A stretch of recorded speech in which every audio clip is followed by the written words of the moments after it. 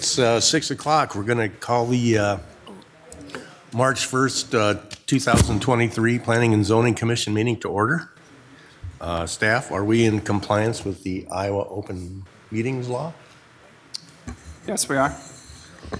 All right. We'll have the roll call. Christ? Here. Kemp is absent. Mulligan is absent. Norton? Here. Russell? Here. Kempf? Here. Zaccaro is absent. The next item on the agenda is the approval of the minutes from the last meeting. Does anybody have any additions or corrections to the minutes from February 1st, 2023? Mr. Chair, I'd like to approve the minutes as submitted. I'll second. Okay. Motion by Norton, seconded by Christ. Christ? Aye. Norton? Aye.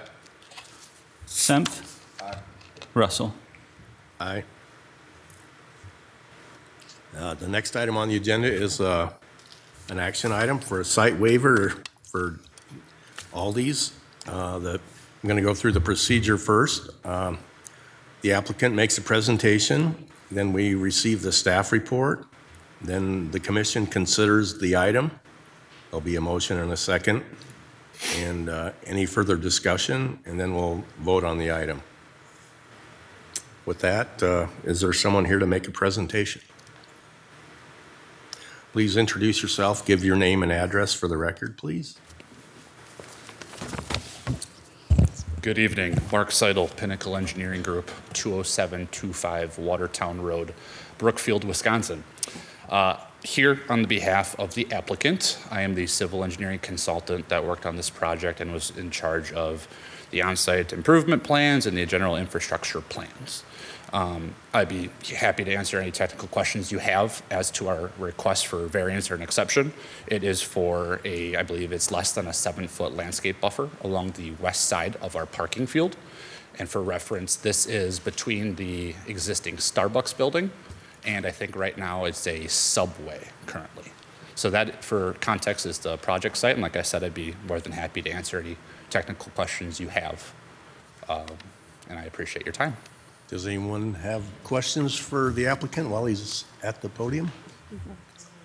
No? No? Right, staff report? Assistant Planner Travis Shrubelgen. So Pinnacle Engineering Group, on behalf of the property owner, is requesting a waiver from the site design standards as allowed by the city's Unified Development Code. The proposed project is a new development and is therefore required to be in compliance with the current UDC standards. Those standards require a 7-foot buffer, landscape buffer, along the sides of the all-surface parking lots, and is indicated up in the on the screen there. It's the green area with the red bubble around it. It also requires that it be planted with a combination of shade trees, coniferous trees, and or shrubs. So it's not only a waiver of the size, but also the covering. So the applicant's proposing to have just under a 2-foot buffer along the portion of the west property line, noted above, and would cover that with just grass or sod.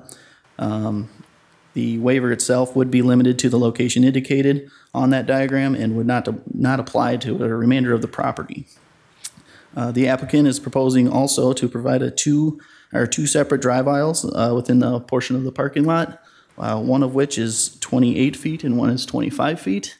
The required width is 24 feet, so that provides, so they're taking up an additional 5 foot that isn't otherwise required. If they applied that 5 foot to the buffer, they would still be just short and would require a landscape waiver anyhow, but it would be less so.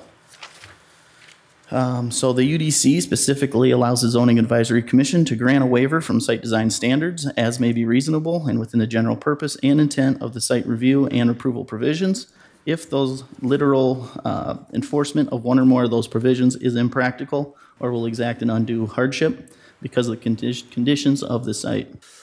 The commission may establish any conditions to ensure the general purpose and intent of the provisions of the chapter are followed. They may grant, deny, or approve portions of the site waiver request. Finally, the affirmative vote of at least 4 commissioners is required for a waiver. This project is part of our development review process, and we'll continue to do that. We'll work through that, and we'll have to comply with all other applicable city codes. That is all I have, unless you have questions. Any questions for the staff?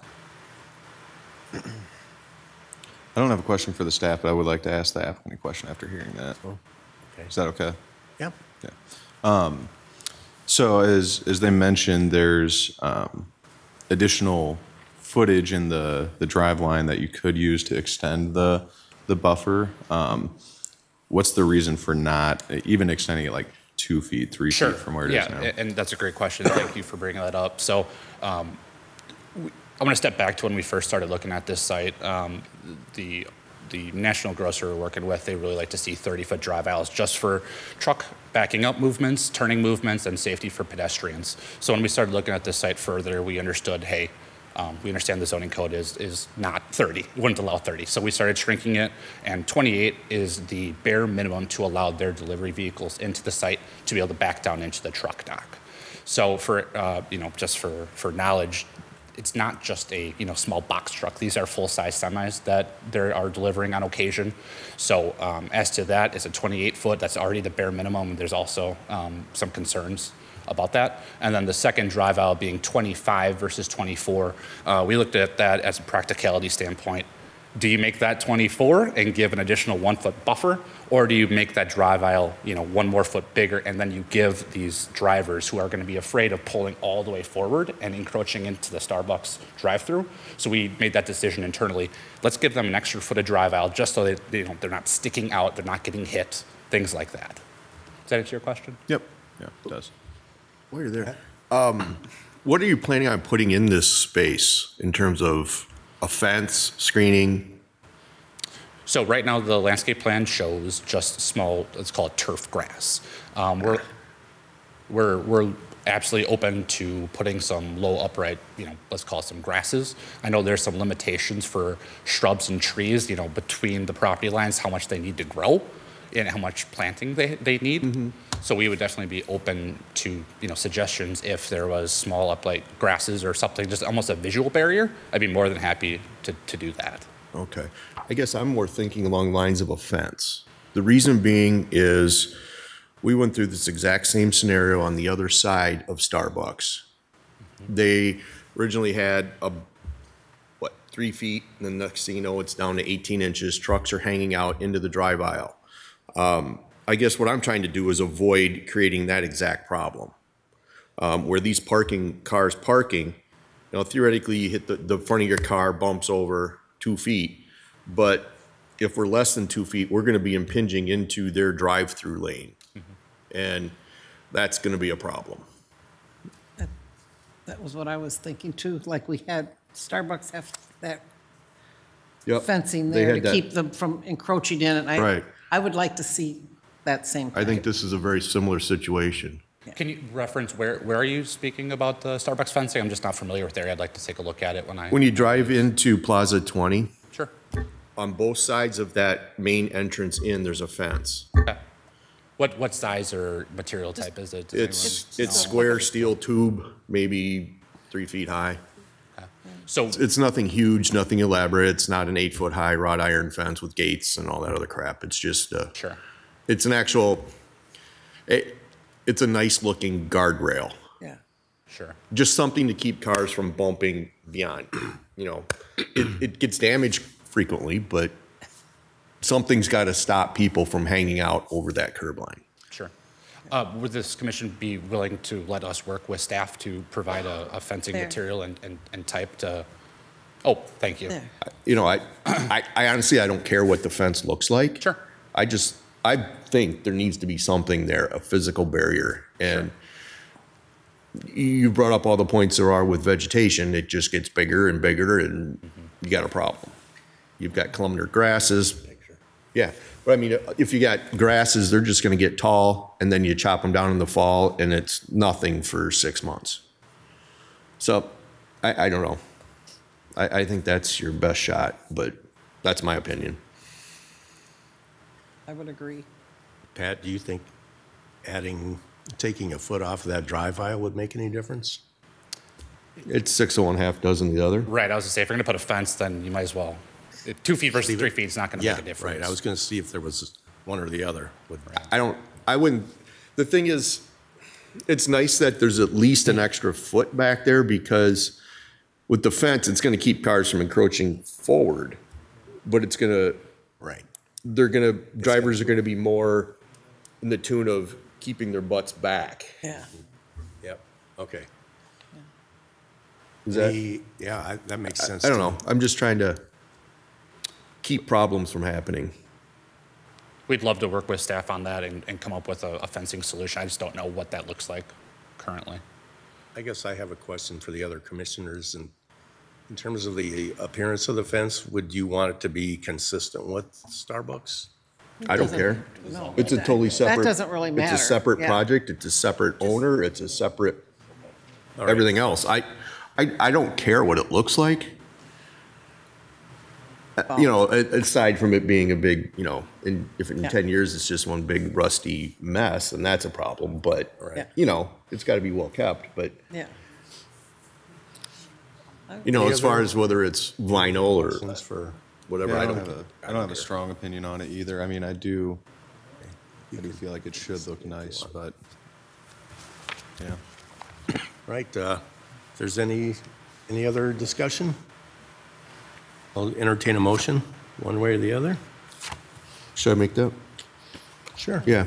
Mr. Chair, I'd like to make a motion to, let's see, we are actually approving the request for the waiver of the design requirements of the 7-yard buffer with the contingency, or with the exception that they are required to put a fence along where the buffer is not meeting code.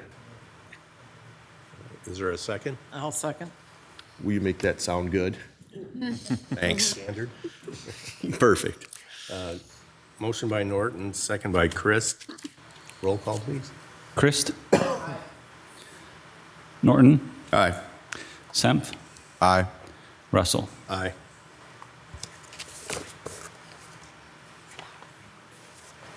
All right, motion is approved. For next, we're going to the public hearing portion of the agenda. Information of the public. Item number 2, a rezoning on Old Highway Road has been withdrawn from consideration. So we'll be looking at the rezoning, or the amending the PUD for Plaza 20, and then the second, the rezoning on Carter Road. And the public hearing procedures start with the applicant making a presentation. Second phase will be allowing the members of the public who wish to make comments. Third step will be an applicant's rebuttal if necessary or desired. 4 will be a staff report. Then we'll talk about letters of support or opposition that we've received. Then the commission will discuss it. We'll have a motion and a second, further commission discussion, and then we'll call the roll after that. So with that, we'll open the public hearing for amending the planned unit development for Plaza 20. The applicant here? Appreciate all your time tonight. I'm sure you'll notice in the packet Wally and Jason helped us put together, we're needing your help with 2 things. One is a simple amendment of our PUD to incorporate the properties we've acquired in the last year, which are the 2596 Dodge Street, the Fed Accounting Building, and the 2612 Dodge Street Subway Building. So simple boundary request that we want to just incorporate that in our PUD. And then the other is a amendment to our sign ordinance that we are trying to, if you see the drawings that were sent there, we're trying to accommodate the subway that we're relocating to the other side of our property with a little 3x10 sign at our entrance directly underneath the J&J pool, if you see that. We're maxed out currently in the square footage on that. And those two pylons, if you remember, 2-3 years ago, and we reworked that Duncan site to add another entry lane. Those are brand new pylons in brand new concrete, and so it's a very updated sign. And then the other is the sign that currently has the Family Dollar and Flex Steel on it. We'd like to just be able to have opportunity in the future. That large pylon there, what we call the old Kmart pylon, we have no intention of adding to that. And the other large one by the Harbor Freight Tool, that has spaces available. We have no intention of doing anything with that. I guess the other thing is, it was recommended to us that I think because we've acquired a lot of those outparcel properties over the years up there, we never had in our ordinance anything regarding pylon signage. So Jason and Wally helped us write that in there, just to add that to our sign ordinance for outparcels in the future. All right, thank you. Yeah. Is there anyone from the public who'd like to address the Plaza 20 public discussion? Okay, well, with that, we'll move on to the staff report. Assistant Planner Jason Duba. As Mr. Cawley described, there are some changes coming to the Plaza 20 commercial area, but just to give some context, Plaza 20 was established in 1963. It encompasses 30 acres and consists of 4 large commercial buildings, housing 25 tenants and totaling approximately 200,000 square feet. The property has approximately 1,000 feet of frontage along Dodge Street, or US Highway 20, and it's bounded by ravines leading down to Catfish Creek on the other sides. So the application that you're hearing now is related to the one that preceded it, wherein this new outlot is being pursued by a general retailer, and that has led to some shifts within the within Plaza 20, namely that Subway is locating to a new building. So Subway has requested new signage in place of the sign that they are losing at their current location. And as Mr. Cawley mentioned, one of the sign panels would be on the west end of the Plaza 20 property. And the current signage is at its maximum area, and so would need to be increased by 30 square feet. The other increase is on a sign with Flex Steel and Family Dollar to accommodate future anticipated signage needs. So those increases are one part of the amendment here. The second is rezoning the properties that have been acquired by Plaza 20 from C3 to the PUD planned commercial district that governs the rest of Plaza 20.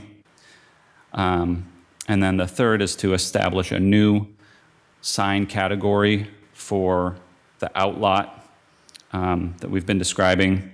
And that outlot would allow one freestanding sign and 2 wall-mounted signs.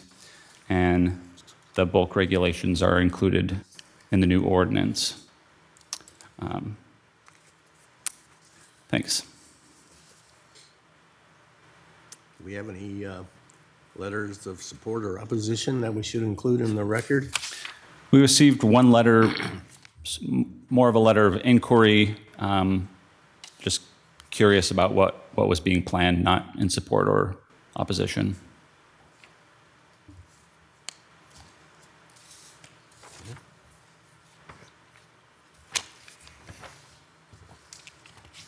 Question by the commission? Just so I understand a little bit better, so the additional changes that we're making for the outlot right now, is that to accommodate the development that we just discussed? Yes. Okay. Yeah. Okay. Yeah. Yes. All right.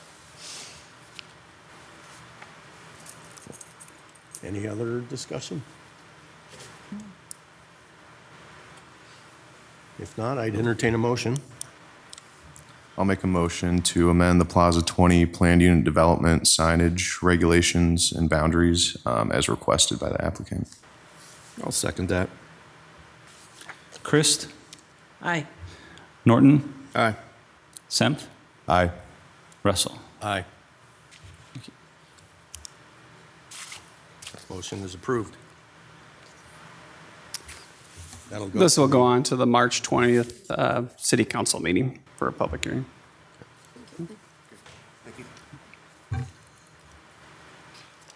The next item on the agenda is the proposed rezoning on Carter Road from to planned unit development. What was the current zoning? Plan unit development. Yeah, it currently is a PUD with a PR designation, Oh, and this right. would replace that. From like 15 years ago? Mm-hmm. Okay, so we're going to have a public hearing on the proposed rezoning. Would the applicant like to make a presentation? Mr. Chair, I need to recuse myself from the conversation. First of all, Get that. I would like to read the Sir. objection. The applicant will speak first. The applicant's going to come up and speak first. Will you just excuse hold me. for a moment? Oh, you're fine. Yeah, You're fine. No problem. Stay close. You'll be next.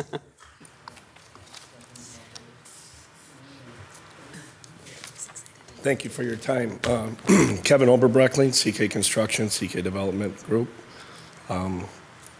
Currently reside at, shop at 7869 Commerce Park. Can you talk a little bit about what your proposal entails? Well, our proposal is to do two separate dwellings for apartment complex, multifamily, one 16-plex, two-story, and one 24-plex, three-story. I believe that, yeah, you have a preliminary site work up there. I know that Shia had expressed some concern from other people that had wrote in, and I see that there's an audience here as well expressing their concerns or whatnot. Some of it looking like different landscape privacy and stuff to be incorporated in there. Obviously, we would comply with, certain landscape, just like everything that's the stormwater runoff and all that would be addressed. They were curious about parking, which we exceed the minimum parking requirements. Some of the area, the three-story would be tucked up in the back right-hand corner of the property, which was on the lower side over here on the right. That would be the building kind of in the commercial side of things, like the apartment, senior apartments below that. So where the garage and stuff is proposed, we left mostly green space over there for the condo association and stuff, because that seems like, I had talked with Pat Friedman and stuff, people were expressed concern about obstructing the view and whatnot there. So also in this some of these emails, it expressed that they had looked at purchasing it and doing condos. And I know that there was a preliminary site plan back in '93, I believe, or '96 here, which was pre-approved and stuff. And the comments were that it was hard to sustain. That's why they didn't purchase it. That's why we're looking at the 24-plex and the 16-plex for sustainability. Now also, at that price point, it wouldn't be no Section 8 housing or nothing like that. All these people, the demographics I looked at, some of the houses in the area stem from 200 or 195 to like 300,000, give or take, in a general vicinity, which at 6% interest, that would sustain $1,378 a month payment, which we're looking at $1,400 a month. So the people that would be attracting would be two-bedroom and three-bedroom apartments, and basically they'd be of the same stature as the other people. Unfortunately, there's no housing in that price point in Dubuque, Iowa. Therefore, we're targeting that price point market so that those folks have a place to send their kids to good schools, since it's in the heart of Dubuque. So So we're looking at comparably priced and quality people. I guess that's about all I have to say, I suppose. All right. Any questions while Kevin's up here? Yeah, you mentioned something about Section 8. Can you reiterate what you meant by that?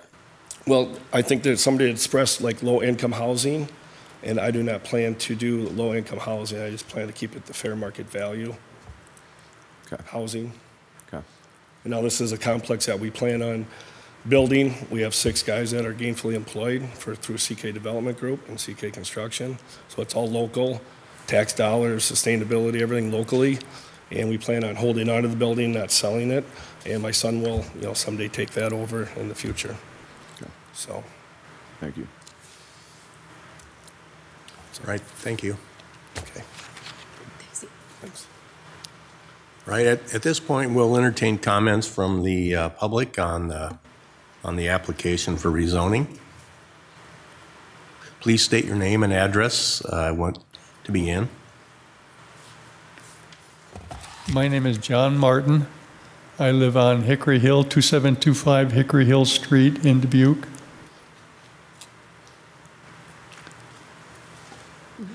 Okay. First of all, I would like to read the statement that my next door neighbor drew up regarding this project.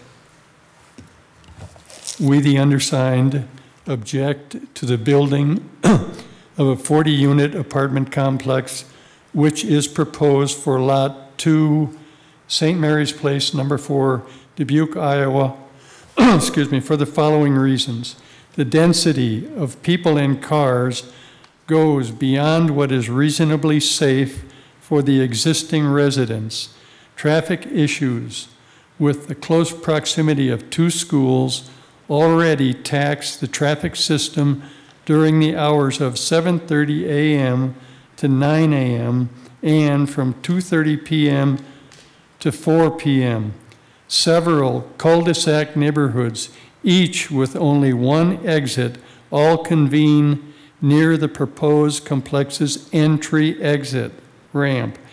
These cul-de-sac neighborhoods are Hickory Hill, Kane Court, Shetland Court, and Westmore.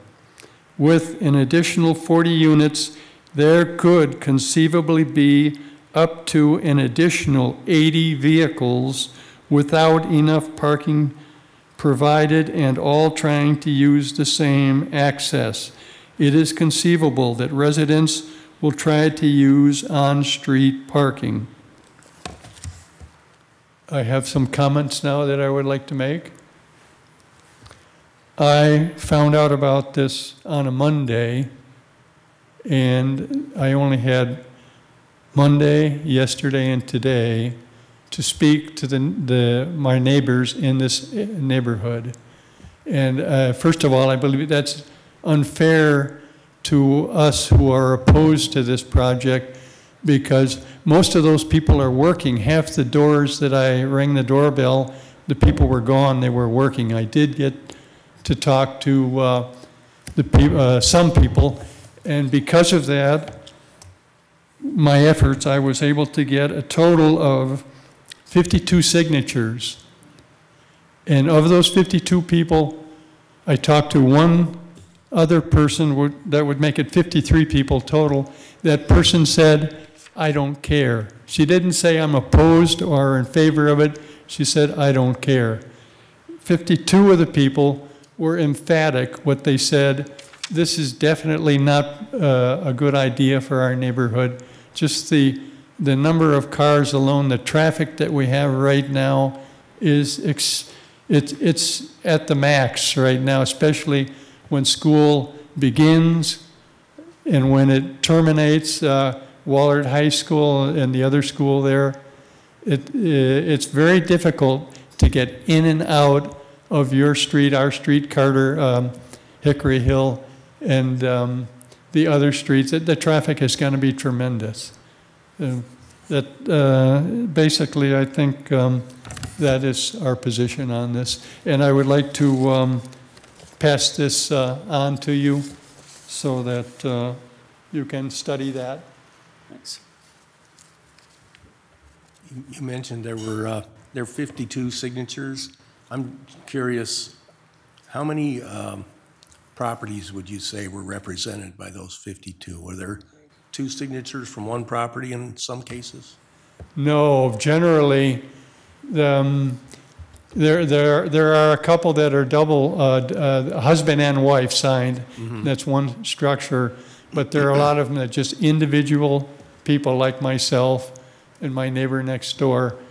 So the number of doors that I knocked on is really what, doorbells that I rang, correction, is actually, it gives a tremendous advantage to the person, to the applicant who wants to build this development, because all those people that I talked to are virtually 99% of them are opposed to this project, but they're not home. They're working. I rang their doorbell, there's no answer.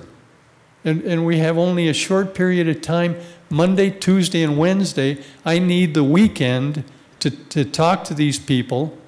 And as I said before, only one person that I talked to of all of them said, I don't care. She didn't say I oppose it. So it gives the contractor a big advantage. We need more time. These people are really concerned about this. It is definitely going to be detrimental to our neighborhood. It's not going to be an advantage. One thing, I'll just let you know that after the public hearing, we'll have staff address your concern about the timing of the notice, and we'll see what the explanation is. Okay, so I guess I will retire, withdraw. You may. Does anyone else want to make a comment? Feel free to step up. That's why we're here.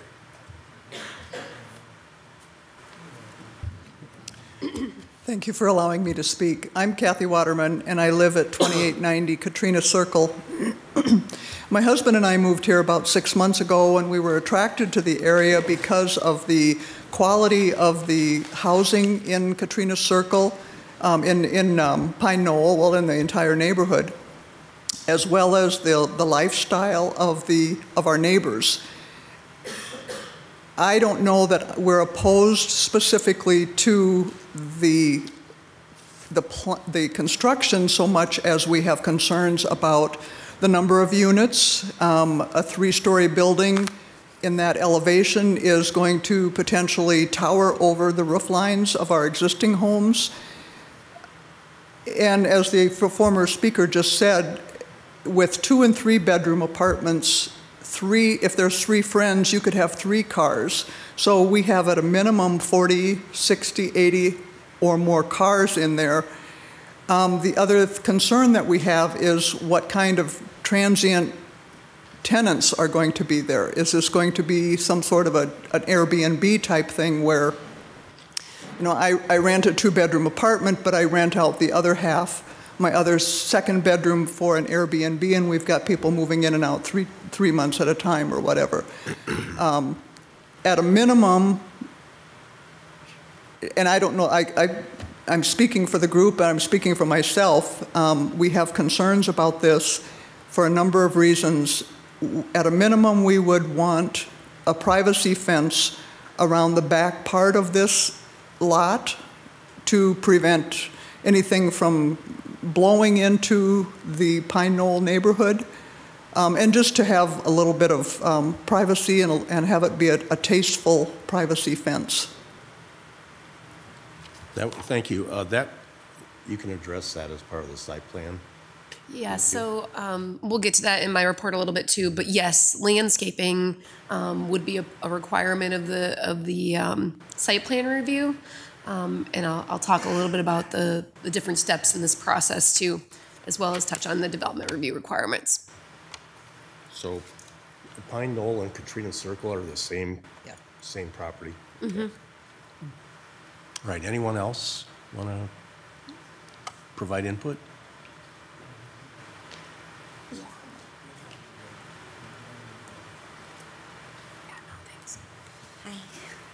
Hi. So my name is Sherry May, and I live at 2950 Kane Street. So that's 2930, 2950, where the 8 townhomes along the side there on Kane Street.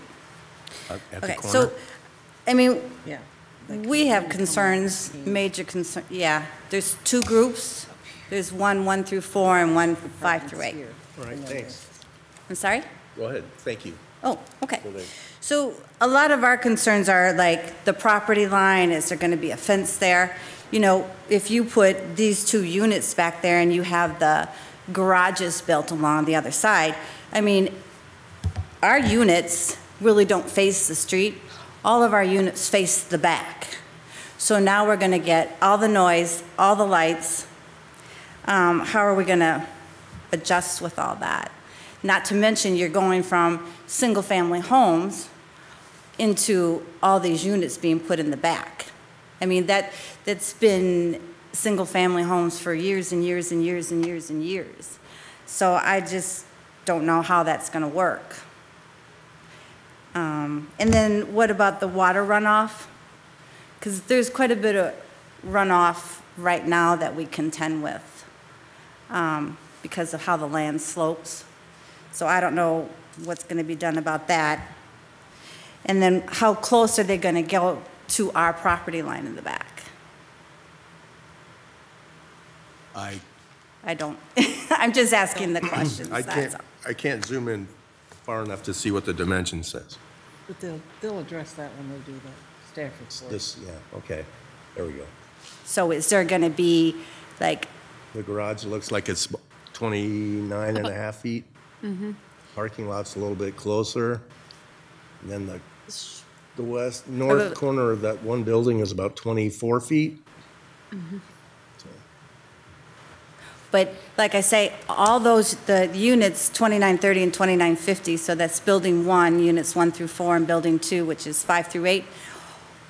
Everything looks out onto that. We don't have, I mean, when you walk up, you have just one little window. It doesn't look towards Kane Street. But again, we have all the traffic from Mazzucchelli and Wallard we get.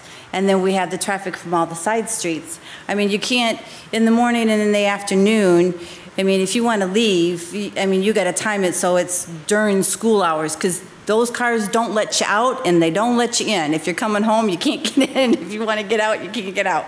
So, and then to turn around and then go up Carter with all that traffic coming out of this development, I think it's going to be pretty rough for all of us. Thank you. Anyone else? All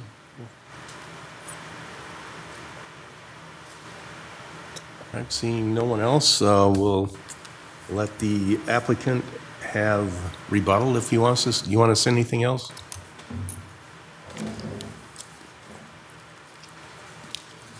I acknowledge and understand their concerns.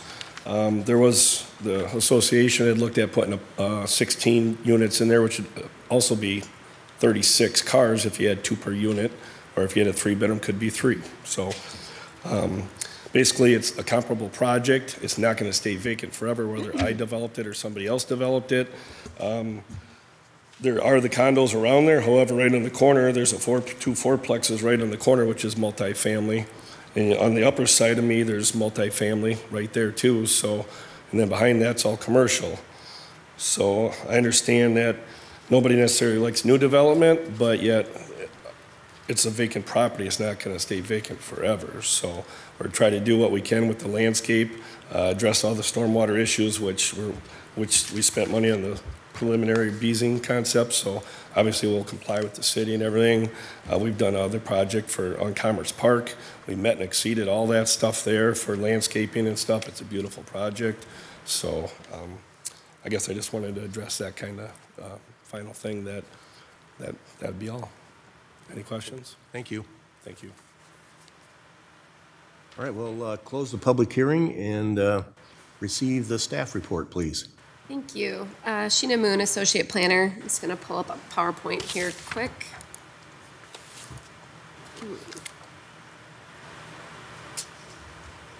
Hold on. Let me get to the beginning. Sorry here.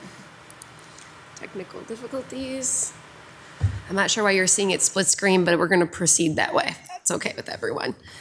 So before the commission this evening is a request to rezone this property about a property to PUD PR, which is with a PR, planned residential designation. And the property currently is zoned PUD with a PR, planned residential designation. This is a different project. So they're coming forward with a revised ordinance, request for a revised ordinance, as well as a conceptual plan for this specific project. So as we've mentioned already, the property is located along Carter Road between Kane Street and Kaufman. And it is about a 2.4 acre property. Let's scroll into that. So before I get into the kind of details, I want to talk about just the bigger overall process that the applicant is encountering and going through the rezoning and site development. So step one is really where they're at tonight, which is to start the rezoning request and to come before the Zoning Advisory Commission. The commission will make recommendation to the City Council, and the City Council will be the final decision-making body for this review. And a side note, that meeting will be on March 20th of this month here, coming up. So step one is the rezoning review. If that were to be approved, step two for the applicant would be the site plan review. The site plan review is not a public hearing process. It is a administrative review by the city's development review team. That team is comprised of various different departments, including planning, engineering, water departments. They look at traffic, they look at the stormwater for the property. We would look at fire safety, building code, generally building code. They get a little bit more into that in the next step. So the city takes a look at the project holistically and works through the engineered drawings to make sure that the project design is meeting all the city required codes. And then the third step would be the permit review and the permit issuance, and that's handled through the city's Inspection and Construction Services Department. During that review, they would look at the actual construction drawings for the project, ensure that those are meeting all the requirements for building code and life safety. So a little bit about the property.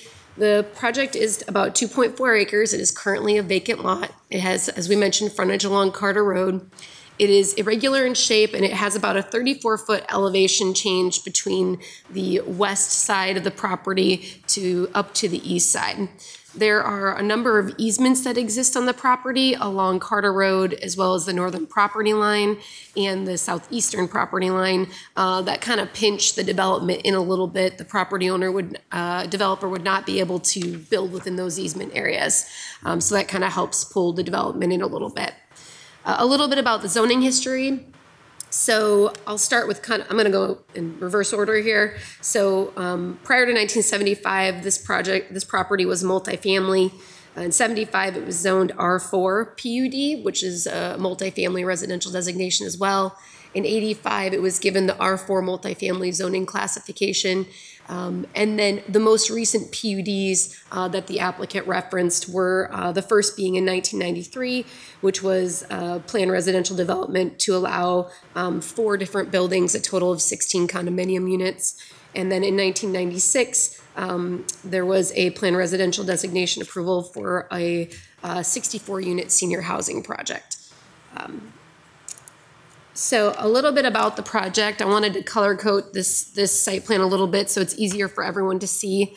The red boundary is the property lines approximately. I should note that the property owner will be conducting a survey as part of their due diligence for this project.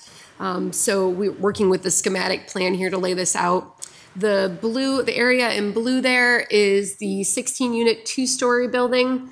The green area here is the 3-story 24-unit building. They are proposing a detached garage with 10 parking stalls on the northern side of the property here. And then the area shown in yellow is the access coming off of Carter Road, as well as parking for the property. They are proposing 10 covered parking spaces as well as 54 surface or off-street parking spaces, so surface parking spaces. That brings them to a total of 64 spaces, which does meet the city's requirement. We do require 1.5 parking spaces per residential unit. So for this property or for this project rather, that would be 60 total parking spaces. As I mentioned, they do take access from Carter Road. This access location has been reviewed by the city's engineering department, so they are in support of the access on the property off of Carter Road in the location identified here. Yes, and then let me go here. So a little bit about the surrounding neighborhood. There are, to the north, there are 4 properties rather, that are currently in the R4 zoning.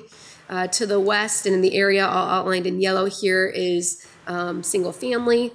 To the south, you'll see there are 2 other R4 zoned properties. And then to the northeast and the southeast, there are the Pine Knoll development, which is zoned PR plan residential, as well as the St. Mary's Apartments, which is a 3-story facility here at the southeast side of the project there. So a few big potential impacts on the project. So first and foremost, I want to talk a little bit about the comprehensive plan. The city's comprehensive plan does promote infill and mixed use development. So in that regard, it is consistent with the comprehensive plan goals. The future land use does identify this as park and open space, but that being said, it has been zoned for a multifamily residential use for a number of years now, and so we believe that it is still, in compliance with the overall goals of the comprehensive plan. Utilities, there is adequate city water and sanitary sewer in the area to be able to serve this project. Regarding traffic, Carter Road is defined as a minor arterial. Currently, it sees approximately a little over 4,700 average annual daily trips along Carter. The project is proposed to generate traffic, obviously for a number, based on the number of units, and working with our traffic engineers, we've estimated that it would be approximately 333 average daily trips per weekday, and estimated approximately 168 average daily weekend trips per day. It's important to note here, I think, and there were comments about the traffic as it pertains to the neighboring school district or Wahlert and Mazzucchelli. It's important to note that, being in a neighborhood with schools is going to have peak hours of traffic for drop off and pickup. That is not uncommon. And working with the city engineering department, they do believe that Carter Road can accommodate the additional traffic or trips to this project rather. So again, we talked a little bit about surrounding development, but I'm going to touch on that again. Mix of multifamily and single family. Other surrounding development includes the Sisters of the Presentation, the Care Initiative Specialty Care Nursing Facility, Wahlert High School, and the Mazzucchelli Catholic Middle School. And it should be noted that the neighborhood is fully developed. So a couple things before I go on, I want to just be able to take a minute to address the notification discussion. So the city does, we do notify property owners. It should be important that it's property owners within 200 feet of the subject property. So that is a hard rule. So if a property owner is outside of that boundary, they would not receive a notification. Additionally, if you are a tenant in an apartment building, then a specific notification would not have been necessarily sent directly to you either. It would have went to the property owners. So I think that's just important to note. Those notifications do go out about 2 weeks prior to our public hearing. So in this instance, they were mailed out then. A couple other things just to touch on. There was a question about the fence. So the city's site plan requirements do not necessarily require a fence when it's residential adjacent to residential. But as I mentioned earlier, there would be landscaping requirements, and again, that would be at the discretion of the developer as to how they wanted to lay that out, but it would need to meet the city's specific requirements. Stormwater was discussed as well. The stormwater review would be looked at in depth through the city's development review process. So that site plan review process is the stage at which the city engineers would take a look at the stormwater proposal and ensure that that's meeting city requirements. And then I do just want to notice that there were 4 emails provided to the commission for consideration. You should have received all of those. And then there was a request from Thomas Schwartz that I read his request into the record, so I'm going to go ahead and do that now. So Sheena, thank you for sending me the preliminary plat for the now bogey lot on Carter Road. Following are my comments, reply the preliminary site plan. I would appreciate if you would have them read at the March 1st meeting. As we discussed last year, Pine Knoll strongly considered purchasing the lot and building condominiums on it, utilizing primarily the labeled PUD plan adopted many years ago. Basically, we couldn't get more than 16 condos and parking on the lot and make both attractive and cost-effective. Given the above, obviously, we have no objection to someone building an apartment complex on the lot per se, but we have some concerns reply the overall density, number of units of the proposed project. They are, 1, the site plan now shows one building as 3 stories. Given the high elevation of the lot and that particular right side unit, 3 stories, is too high. There are two other 3-story structures in the area, but both are on lots which are at a much lower elevation. Assuming that both building foundations will be the same height above the curb, we believe that both new buildings should be 2 stories max. If that assumption is incorrect, and if in fact the foundation of the building on the left would be lower at a lower elevation, approximately 4 to 5 feet, then the right one, as the existing topography suggests, putting the 3-story building on the left would fit the topography much better and would be less objectionable to us. 2, available parking is a big issue. Our opinion, at a minimum, there needs to be 1.5 renter parking spaces per unit, or a total of 60. In addition, there needs to be spots for guests, emergency, and service vehicles. I count 54 total available outside parking spots, including the 5 outside front, which should be used for guest and not renter parking. The calculation should not include the 10 garages, as they may or may not be rented. Calculating what I've said, the plan needs 60 spaces minimum, and as you calculate it, you have 64, including the garages. We see that number as 49 without the garages and 5 spots out front. However you calculate it, parking is at a bare minimum. Available parking is marginal. 3, the obvious concern for a few of the western residences in Pine Knoll is their view of the proposed complex. We request that the site plan include an attractive barrier fence be installed along the eastern end of their property, approximately 90 feet, as it abuts the Pine Knoll property. The overriding concern that all in Pine Knoll have is that we don't yet know very much about all the proposed complex, the overall construction, look, and attractiveness, and whether it will attract many transitory tenants, issues that would substantially change the beautiful, tranquil neighborhood that we all now enjoy, as well as our property values. In essence, we are counting on the Planning and Zoning Commission to look out for us in this regard. Thank you for your consideration, Thomas Schwartz, President, Pine Knoll HOA. And with that, I have no further comments, and we're happy to answer any questions you may have. Chair Russell, I just want to add a little bit more about the notification discussion. Sure. So we just received a petition, so we take that information and we map it out. We provide that information to the city council. Just to understand the process, there is actually a 2-hearing process. So there's this public hearing that comes before the Zoning Advisory Commission. They're an advisory board. They will provide a recommendation to the city council. The city council will then also hold a public hearing. So there is additional time to be able to reach out to neighbors and gather more signatures and petitions with regards to that. And depending on what happens tonight, that would go before on the March 20th meeting for that. So there is additional time to be able to reach out to neighbors with regards to that. So I just wanted to bring that to your attention. So. All right, thanks, Wally. Next was consideration by the commission. Anybody on the commission have any comments they'd like to share? Yeah. Yeah. Well, first, I'm curious, what's required of us? Is it 2 of us need to vote to approve or to recommend? Is it all 3? In this case, I've been informed that a majority rules in this case. Okay. So 2 votes is Okay. required. Okay. Or are required. So, a few things I'll mention. One, studies have shown that the city of Dubuque, this community, is short about 1,100 units. in housing.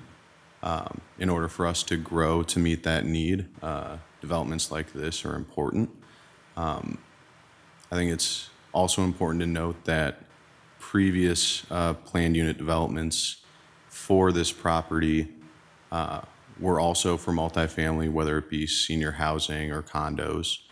So there isn't really a reasonable expectation that that piece of land was going to remain vacant permanently.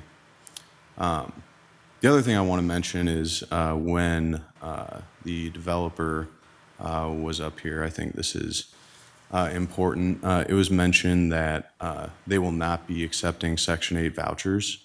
The way that's presented as a positive for development, I think, is wrong. I think it's wrong for a single mother with 3 kids and who plans to use a voucher and wants to live in a nice neighborhood, doesn't have the opportunity to do so.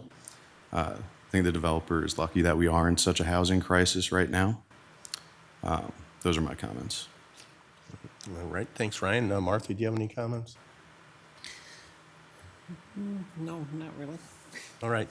Well, I do have one comment. I'm generally in favor of increasing density inside the city limits.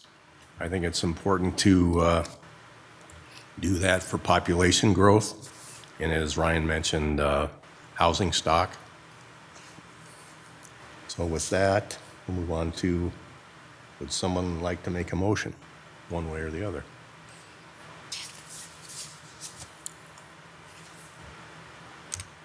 I'll make a motion. I'll make a motion to approve the request, or to recommend approval of the request to create a new planned unit development with planned residential designation to allow for a multifamily residential development as applied for by the applicant. Right. Martha, can I second it? I'll second it. Christ? Oh, Aye. Senth? Aye. Russell? Aye. So this, as I mentioned before, this planning unit development will then go on to the city council for their March 20th for another public hearing with regards to that. If you need some additional information, you can always reach out to our department, or you can submit additional documentation to the city clerk, and that information will be provided to the city council. So. Well, the next item on the agenda is items from the public that weren't on the agenda this evening.